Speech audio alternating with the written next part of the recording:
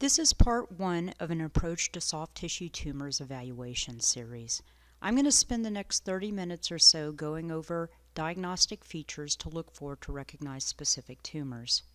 Before getting started, I wanted to bring your attention to a wonderful resource for those of you looking to learn more about orthopedic radiology, and that's the Musculoskeletal Imaging Core Lecture Series created by the Society of Skeletal Radiology and the International Skeletal Society. The lectures are free and cover a broad spectrum of trauma, arthritis, tumors, sports medicine, congenital, metabolic bone disease, infection, and many other topics, presented by experts in the field of musculoskeletal radiology and pathology. Under the tumors section of these core lectures, you'll find An Imaging Approach to Soft Tissue Tumors by Dr. Mark Kransdorf, which I highly recommend. I think when we all got our first soft tissue mass on MR, the impulse is to throw our hands up and say, there's a mass, cannot exclude malignancy, consider biopsy. But what I'm going to be taking you through is a checklist you can use to look for specific imaging features that reflect the underlying tumor histology. And at the end, I'm also going to discuss a starting point for creating a usable differential diagnosis for those lesions that still have indeterminate imaging characteristics. The benign soft tissue tumors are 100 times more common than the malignant. As such, the majority of the soft tissue masses we evaluate will be benign. In about 25 to 30% of tumors is definitive diagnosis by imaging alone possible. However, with careful evaluation of not just the imaging features in conjunction with radiographs, but also interpreted in light of the patient's demographics, a specific diagnosis or narrow differential can be constructed in a majority of the cases. Attempts have been made to develop odds ratios based on the imaging features that will differentiate the benign from the malignant tumors. What has been recognized from these studies is that 99% of benign lesions are superficial, less than 5% of benign tumors are greater than 5 centimeters in size, and that benign masses are usually homogeneous on MR imaging. This combination of features, however, is only about 90% accurate. Where it has the hardest time is in differentiating benign lesions from low-grade malignancies. While we may use a variety of imaging modalities for evaluating soft tissue masses, MR imaging using a tumor protocol, meaning comprised of T1 and T2 weighted sequences plus or minus contrast imaging, provides the best tissue characterization and local staging. So it's what the majority of this lecture will be focused on. I would, however, like to stress that we should never interpret the MR imaging without radiographs. That's true for sports medicine and everything else, but it's particularly important for tumor imaging to keep from making catastrophic errors. A majority of time, the radiographs won't add any additional information. However, on occasion, they may change the differential diagnosis by demonstrating mineralization in the mass or cortical involvement that may not have been recognized on the MR imaging. So here's the checklist that we're going to be going through, and you'll see that my initial starting point is determining whether or not there's actually a tumor present. One mimicker of soft tissue masses is accessory muscles. These can be easily recognized as having architecture, fatty marbling, and signal identical to the adjacent muscles on all pulse sequences. And they will be seen to attach to bones or other tendons via tendinous insertion if followed on sequential images. Another is the muscle herniation, which is most often encountered in the lower extremity. These are frequently best identified on dynamic ultrasound, and they present as a muscle signal in the case of MR or echogenicity mass on ultrasound that can be seen herniating through a fascial defect, and that is readily reducible with compression, as is seen in the right-hand images. Another mimicker of a soft tissue tumor is this entity. Here's an 8-year-old presenting with a painful left shoulder mass. You might pick out on the post-contrast images in the right upper corner a rounded mass in the middle of all this inflammation. You can see on the T2 fat sac coronal images that there's extensive surrounding edema, even clavicular periostitis. Without trauma or prior radiation, primary soft tissue tumors, including the sarcomas, typically show no or minimal surrounding edema. When encountering extensive edema, like in this case, we should be thinking about an inflammatory or an infectious process and not a tumor. This is a typical presentation for myositis ossificans, where on short interval follow-up radiographs, faint mineralization is seen developing along the periphery of the mass. This is even better seen on ultrasound. Along the periphery is hyperechogenicity with some shadowing, and on the CT where it's forming a thin shell of early ossification along the periphery, what has been termed the zonal phenomena. That organization of peripheral mineralization, allowing confident differentiation of this as myositis ossificans instead of a mineralizing sarcoma. This ossification will continue to mature in the same zonal centripetal fashion, here seen at 7.5 weeks, and here at 6 months, nicely illustrating the expected natural progression of myositis ossificans to more mature bone. And just one caution about dismissing something as a mass by imaging alone. Some superficial or cutaneous tumors, even when highly aggressive, can be deceptively subtle, as is seen here in this high-grade angiosarcoma of the calf, looking like some skin thickening and minimal subcutaneous edema, and another angiosarcoma of the proximal thigh. If I'm dictating this case in a vacuum, this may get reported out as focal cellulitis. This is where having an open dialogue with your referring clinicians, where they can tell me this isn't cellulitis but a firm mass, can keep me out of trouble. So once a mass is identified, I start looking for some internal imaging characteristics that will help me understand the histology. The first thing I look for is fat in a lesion. The lipomatous masses are the most common encountered soft tissue tumors, lipomas themselves representing at least 50% of evaluated lesions. Lipomas are composed of mature adipocytes with no malignant potential. They are soft and compressible masses, but may be symptomatic. We can feel confident about calling a lesion a simple lipoma with no additional workup needed if it contains only thin septations of 1 to 2 millimeter thickness, no solid or nodular components, and a size of less than 10 centimeters as is seen here, as well as in this subcutaneous lipoma along the medial thigh. Many lipomas are now being evaluated by ultrasound, although the accuracy of ultrasound in differentiating lipomas from other tumors has not been well proven. Many accept lesions at ultrasound as lipomas if they're less than 5 centimeters, compressible, iso to hyperechoic to the adjacent muscle, and with no internal vascularity, thickened septa, or soft tissue nodularity. The same applies to intramuscular lipomas. At our institution, we recommend MR imaging for lesions that are greater than 5 centimeters to avoid missing small areas of complexity in a large mass that may be present in well-differentiated liposarcomas. Approximately 31% of even benign lipomas will have areas of non-adipose tissue, as is seen in this subcutaneous mass along the lateral aspect of the knee, which was a benign lipoma with an area of central calcification from prior fat necrosis. If we had just jumped to MR, it would have been difficult to recognize without radiographs that the non-adipose component is typical fat necrosis calcification and not a soft tissue nodule, just to further reiterate the importance of correlating with radiographs. When intramuscular lipomas are infiltrative, the muscle fibers coursing through the lesion may mimic thickened septae or solid components. The isointensity to normal muscle on all pulse sequence helps prevent misinterpretation as solid components of the tumor, as does seeing the longitudinal orientation of the muscle fibers. When soft tissue components of either thickened septations or nodularity are present, we recommend targeted biopsy of these areas. Uncomplicated lipomas greater than 10 centimeters are at a minimum followed if not surgically removed. And as retroperitoneal lipomas are considered either not to exist or exceedingly rare, any lipomatous lesion involving the retroperitoneum, like this one seen here extending into the pelvis through the inguinal canal, should be considered a liposarcoma until proven otherwise.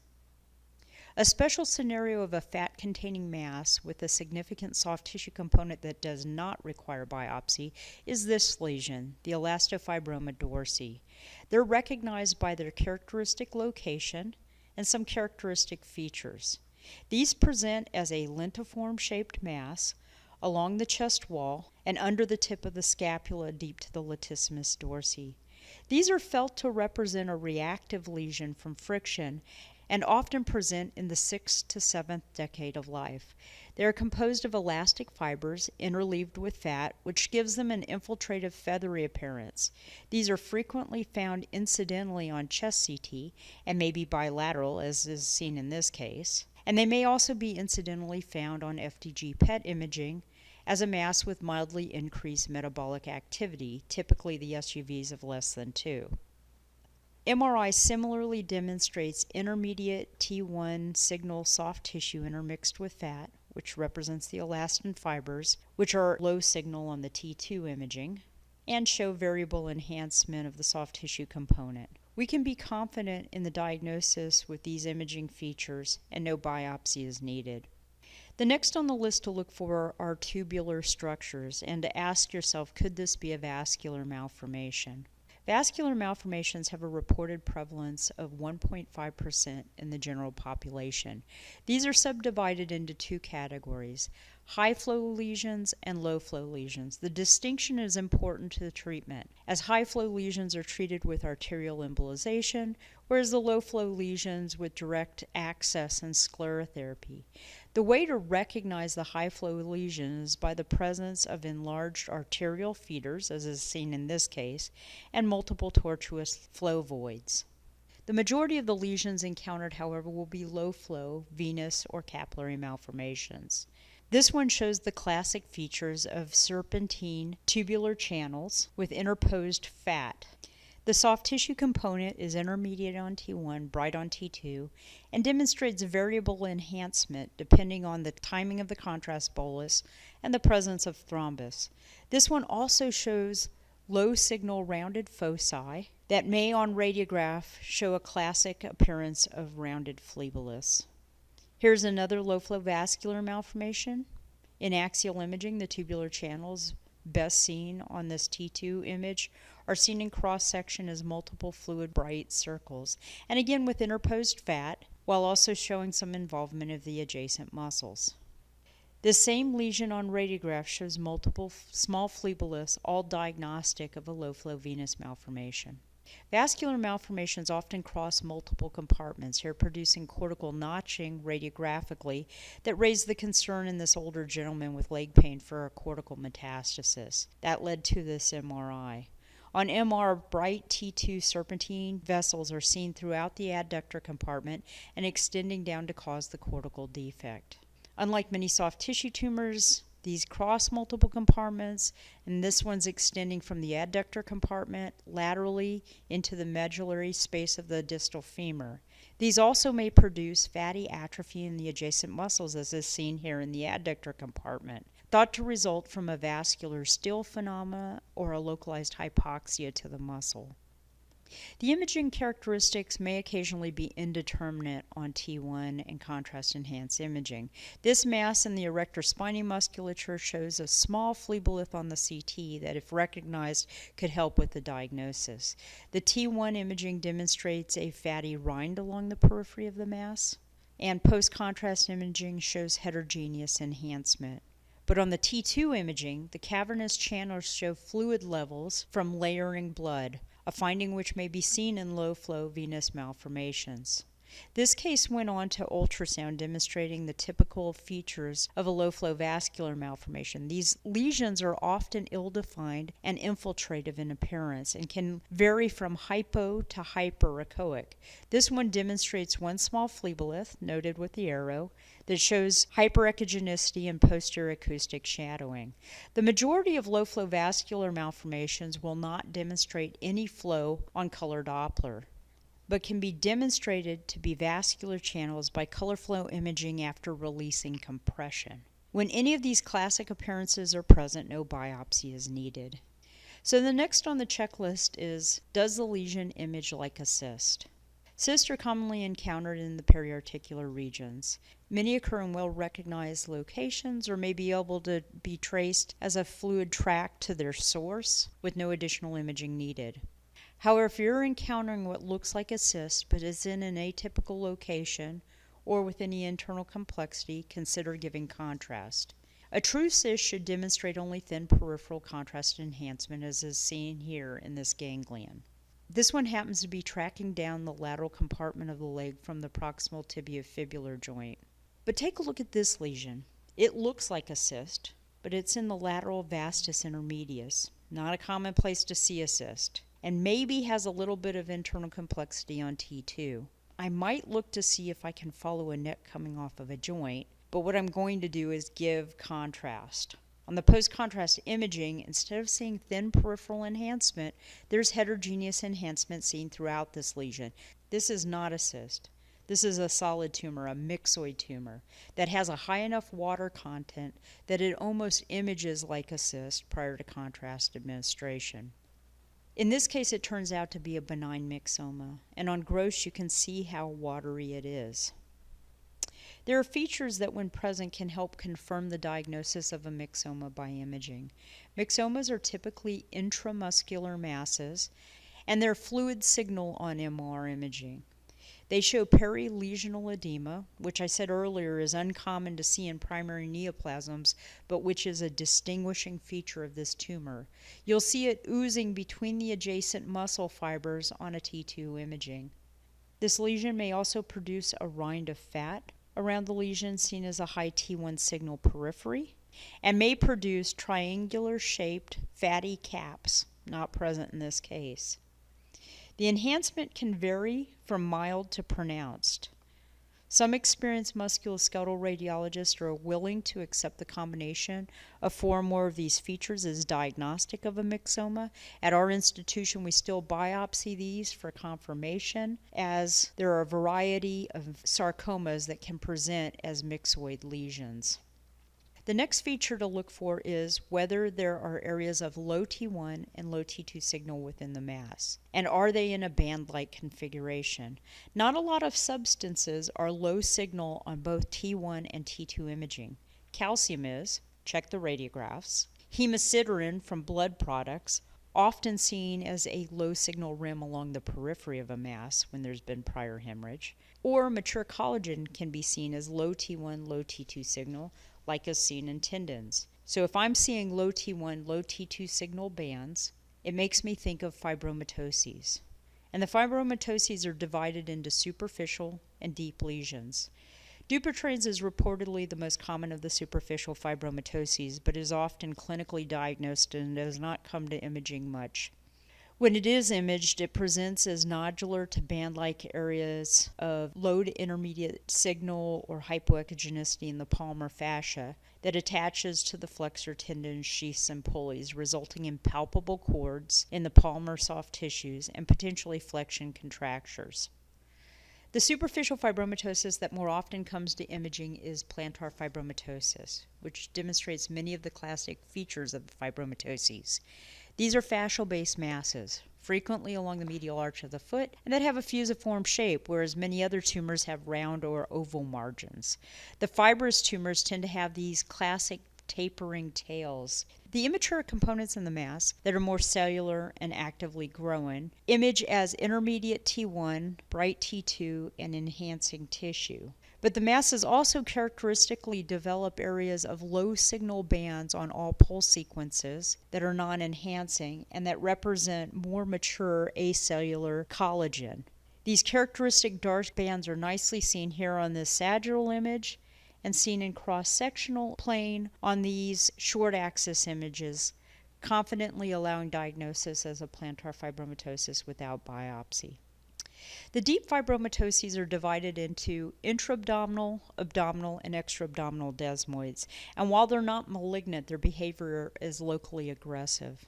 The intra-abdominal desmoids are often seen as infiltrative or spiculated masses in the mesentery or in the omentum, as is seen in this case, and are associated with Gardner familial adenopolyposis syndrome. The abdominal desmoids occur most frequently in the rectus abdominis muscle, but may be seen in the oblique musculature and may demonstrate rapid growth in elevated estrogen or postpartum states. Whereas the extra-abdominal desmoids, the most common site of occurrence is the neck, chest, and shoulder area. Like seen with the plantar fibromatoses, the masses form along fascial surfaces of the muscles and have triangular or pointed fascial tails extending from the margins. The characteristic mature bands of low T1, low T2 signal, decreased enhancement are seen along the more mature collagen components.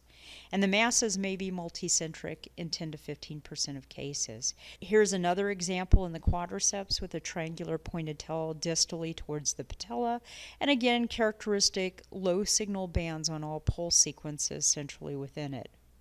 Now, these findings are highly suggestive of a desmoid tumor, but as they occasionally may be seen in fibrosarcomas, we typically biopsy to confirm the diagnosis of a deep desmoid. The next feature to look for is whether the mass is within a joint, tendon sheath, or bursa, all synovially lined structures. Synovially based masses have a variety of causes. The top three in yellow represent the most common and that have distinctive imaging characteristics, which I'll review. The first on the list is tenosynovial giant cell tumor, which I'm going to refer to as PVNS for the ease of pronunciation. This often presents with chronic joint pain and swelling in patients in their 3rd to 5th decades of life. When aspirated, these may demonstrate a hemorrhagic effusion. PVNS is usually monoarticular, and radiographically it is expected to show no mineralization. That's one feature that can help differentiate it from synovial chondromatosis, which often has some faint mineralizations at least. The classic MR apparents show low T1, low T2 signal synovitis as a result of hemosiderin deposition, as is seen nicely on this axial T1 and PD FATSAT sequence, and here diffusely on the sagittal images throughout the joints as low signal synovitis. When encountered on ultrasound, PVNS is seen as markedly thickened vascularized fronds, often with a mildly complex hemorrhagic effusion. As mentioned, these same disease processes can be seen in bursae or tendon sheaths. Here it was confined to the semimembranosus medial gastrocnemius bursa, and again showing low T1, low T2 signal, and enhancing synovitis, with the gradient image nicely exaggerating the paramagnetic property of the hemosiderin, where it produces what's referred to as a blooming susceptibility artifact, the thickness of the dark band around the periphery enlarging on gradient sequences. Again, we're going to compare with radiographs to make sure that there's no calcification present. This can also be seen in tendon sheaths with the same histology, here along the posterior tibialis tendon sheath with low T1, low T2 signal synovitis that demonstrates blooming on gradient echo imaging and with enhancement. Now, low T2 signal synovitis does have a differential diagnosis, so it requires comparison with the clinical history and accessory joint findings, usually allowing a specific diagnosis. The next characteristic synovially based mass process is synovial chondromatosis. It usually presents in patients between 20 and 50 years of age. It's typically monoarticular like PVNS, and also like PVNS, the knee is the most common joint involved.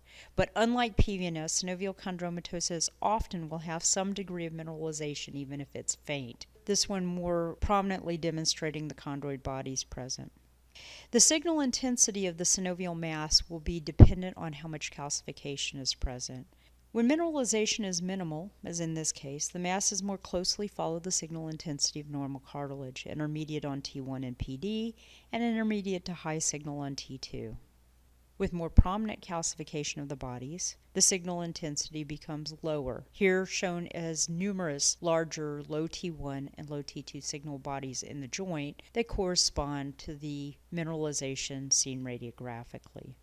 The last of the three I'll cover is LIPOMA arborescens, which is thought really to represent a nonspecific reaction to chronic synovial irritation or inflammation, resulting in subsynovial fatty proliferation.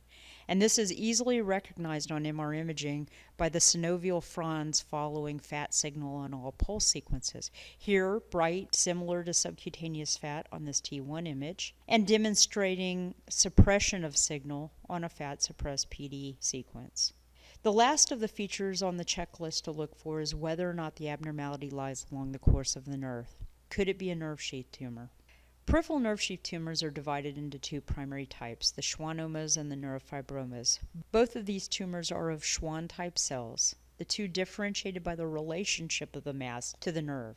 In schwannomas, the mass is eccentric and separable from the nerve, whereas in neurofibromas, the mass is interlaced with the nerve fibers, where resection would require sacrificing the nerve. A schwannoma can be suggested if the nerve is able to be seen on imaging eccentric to the mass, as in these two cases. Unfortunately, this distinction between schwannomas and neurofibromas often cannot be made by imaging. Differentiating malignant from benign nerve sheath tumors can be challenging. There are a variety of features when encountered that favor benign nerve sheath tumors. Clinically, benign nerve sheath tumors are expected to be stable in size or show only slow growth. They typically have a size of less than 5 centimeters, and on MRI will frequently be homogeneous in signal, intermediate on T1, bright on T2, and homogeneously enhancing as is seen here, without surrounding edema. Now, those features could be seen in a wide variety of tumors. So this would be an indeterminate mass if an entering and exiting nerve root were not able to be identified. Identification, however, of the nerve entering and exiting the mass is virtually pathognomonic of a nerve sheath tumor. When lesions are not homogeneous, there's an additional pattern that favors a benign lesion. It's the one that's seen here. It's referred to as a target sign. Notice that in the center, there is a low T2 signal target that represents a central cellular region, and it's surrounded by a more hypocellular myxoid region that images as high T2 signal, creating the target. When giving contrast, that central cellular component is the part that enhances, but not the periphery. This is seen nicely here on this long image of a median nerve sheath tumor, and also here on axial in a different patient, where there's a smaller low T2 signal target that is seen to enhance following contrast administration. So what happens if you've gone through the entire checklist and the mass lacks any diagnostic features to help point to specific histology? Well, a useful differential can still be developed based on the location of the lesion and the patient's age. Let's try it out. Here we're faced with an enlarging mass in the forearm of a 7-year-old. It's superficial, less than 5 centimeters, and homogeneous in signal on all the MR pulse sequences. All those features are favoring this being a benign lesion. If I point to the center of the mass, it looks like it's located along the surface of the investing fascia for the posterior musculature. And at the margins I see pointed edges, fascial tails. With those features, I'm going to be favoring a benign fibrous tumor. When you find yourself stuck and trying to come up with a differential, I recommend pulling up these two papers. Because Dr. Kransdorf, while at the AFIP, went through over 39,000 soft tissue lesions in the archive and created data tables based on the patient's age and the location. Now, lipomas and ganglia are underrepresented as benign lesions as they weren't sent often to the AFIP. But for the other more confusing lesions, these are a very nice starting point. So for our 7-year-old with a forearm mass, I go over to the upper extremity columns for patients between 5 and 15 years of age. And I can pull out the list and see what are the most common lesions. I then can go down the list and see which ones best fit the imaging we have. Fibrous histiocytomas I think of as being small lesions in the dermis, whereas nodular fasciitis happens along the surface of fascia, is a growing lesion that can be symptomatic. This doesn't look like the hemangiomas we've reviewed. Granuloma annulare is a possibility given the imaging appearance, often has some low T2 signal, and so on. I can work my way down the list. If I think my patient might have something of an outlier, I'm not finding something that fits well from the imaging features, I can go to table 1 in each of these papers and look at all the other lesions at that location. With this, I can then construct my reasonably ordered differential. As it turns out, this is number 2 on the benign differential list. This is nodular fasciitis, which falls into the category benign fibrous tumors, fitting nicely with the fascial tails and the location on a fascial surface that I was seeing on imaging. It didn't preclude me biopsying the lesion because it was still indeterminate, but it allows me to create a reasonable differential so that when the pathology comes back, I can decide whether or not it fits on a rad-path correlation. So in conclusion, the location of the lesion and the age of the patient can be a great starting place for developing a differential diagnosis of indeterminate lesions.